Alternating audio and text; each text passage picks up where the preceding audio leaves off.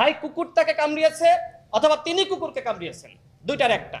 তিনি এখন খেপা কুত্তা হয়ে গেছেন, মানুষরূপী জানোয়ারে পরিণত হয়েছেন। কোনো মানুষ এরকম আচরণ করতে পারে না। নাসিরউদ্দিন পাটোয়ারি কি আসলে জলাতঙ্ক রোগে ভুগছে? আমার মনে হয় তিনি জলাতঙ্ক রোগে ভুগছেন এবং তাকে ভ্যাকসিন দেওয়া দরকার। তাকে ভ্যাকসিন না দিলে তিনি সুস্থ হবেন না। ভাই কুকুর তাকে কামড়িয়েছে অথবা তিনি কুকুরকে কামড়িয়েছেন, দুইটার একটা। তিনি এখন খেপা কুত্তা হয়ে গেছেন, মানুষরূপী জানোয়ারে পরিণত হয়েছেন। কোনো মানুষ এরকম আচরণ করতে পারে না। আমাদের মাননীয় প্রধানমন্ত্রী তিনি বাংলাদেশের জন্য কি না করছেন।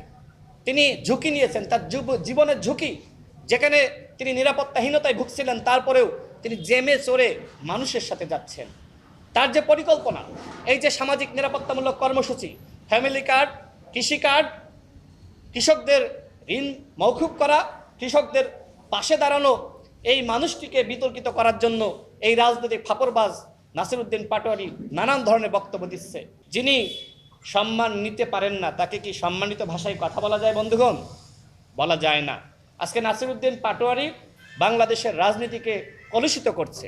এই নাসিরউদ্দিন পাটোয়ারির উপরে জামাত এবং শিবিরের ব্যাপক ক্ষোভ রয়েছে।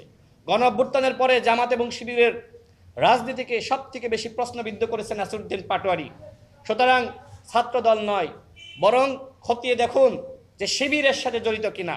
ডিম মেরেছে শিবির নাকি ছাত্রদল? আমি প্রশাসনকে বলবো, খতিয়ে দেখুন।